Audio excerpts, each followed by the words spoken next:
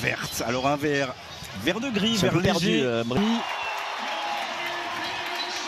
Vinicius Junior qui va donner le coup d'envoi pour ce Brésil donc en bleu foncé.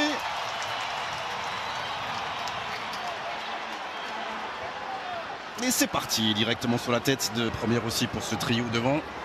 Avec Ekitike, on voit en bas à gauche de l'écran qui effectivement occupe bien ce côté. Ouais, c'est bien joué ça. Malo Gusto, ça a fonctionné. Le centre, il va trouver justement Ekitike devancé du haut du crâne, du sommet du crâne par Wesley. Et le premier corner en faveur des Bleus, mais on peut pas les appeler les Bleus aujourd'hui. Et le très bon appel là de Malo Gusto. Toute la défense brésilienne qui a été pris de vitesse un peu naïve, la défense brésilienne sur le coup. Le centre un petit peu trop en... Mais il avait été oublié. En revanche, la qualité de sa reprise, heureusement pour Maignan. On va revoir le placement. Et moins joli de la part de Rafinha. On va revoir le placement de la défense là. Et l'appel de Rafinha qui vient tromper. On ne peut pas le voir sur cet angle là. Derrière, il apprend un petit peu trop en dessous là, Rafinha. De face, Ederson va devoir lire la trajectoire de ce coup franc frappé par Michael Olise au second poteau.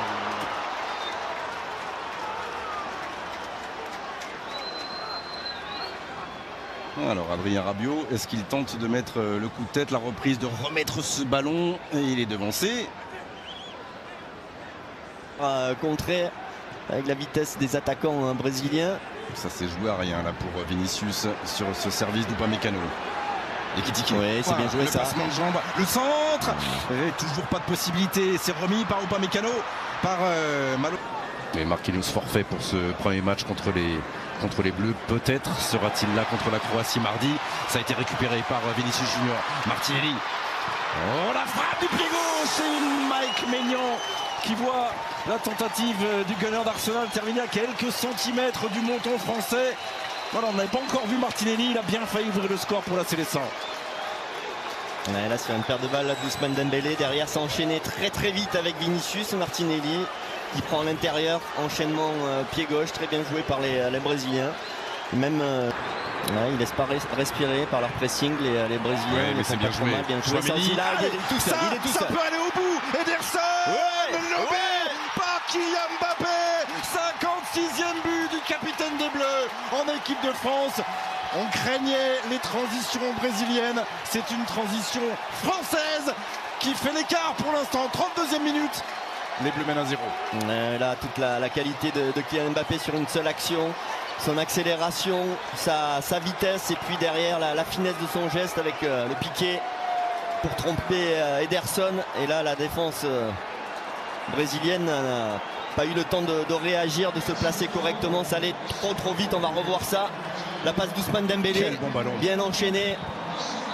Mais ils sont pas assez rapides pour suivre le mouvement, les Brésiliens. Et c'est parfaitement bien joué sur cet angle-là, encore mieux. Et derrière, il regarde Ederson et il vient la piquer très tranquillement, très sereinement.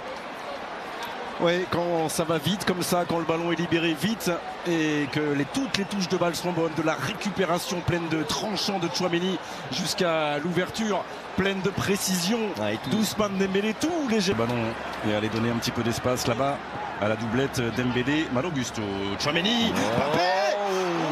Là aussi, il s'est un tout petit peu précipité, il va s'excuser d'ailleurs auprès d'Hugo Ekitike, il a voulu vite se retourner et frapper. Pour l'instant, les ballons n'arrivent pas à Hugo Ekitike qui prend son mal en patience. Ouais, parce que là...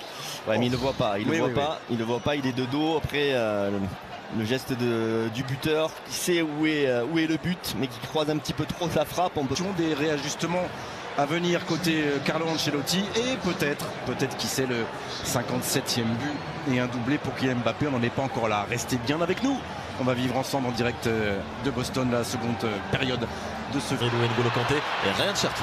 Allez, premier ballon de Wesley, centre fort, mais ce sera directement dans le petit filet de Mike Maignan.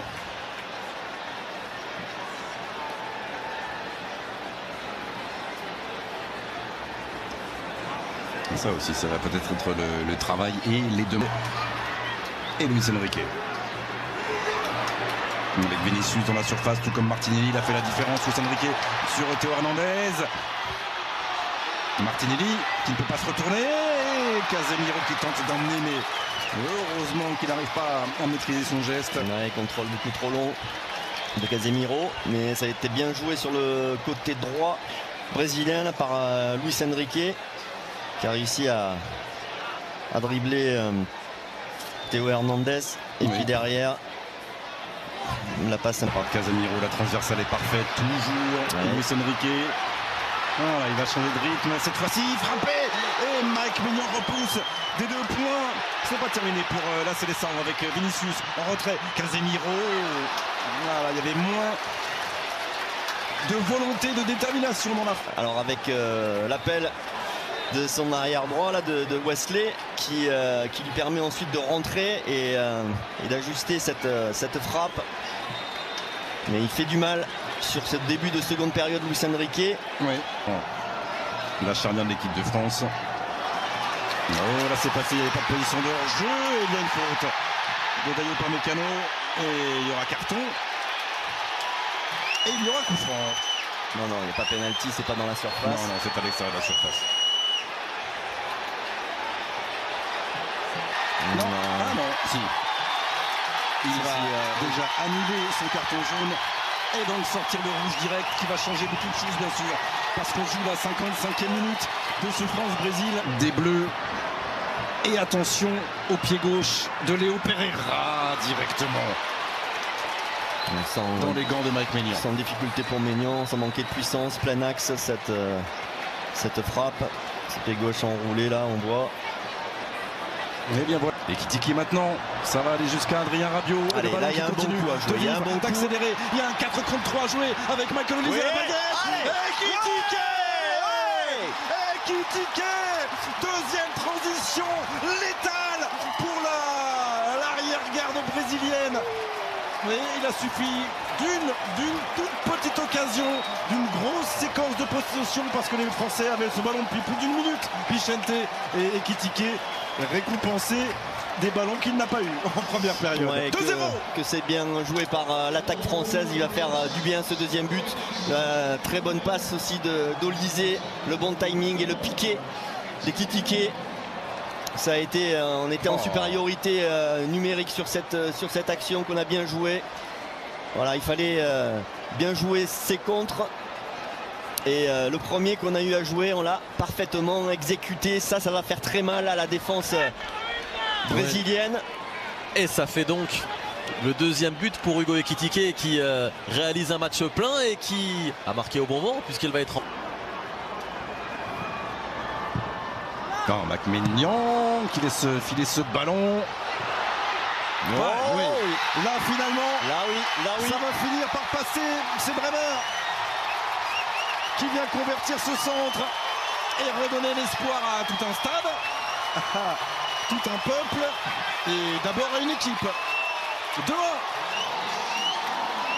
Ah ouais, ça va chauffer le stade sur ces dernières minutes et relancer cette équipe brésilienne. Dommage d'avoir fait cette faute de placement, de s'être fait prendre sur cette situation-là.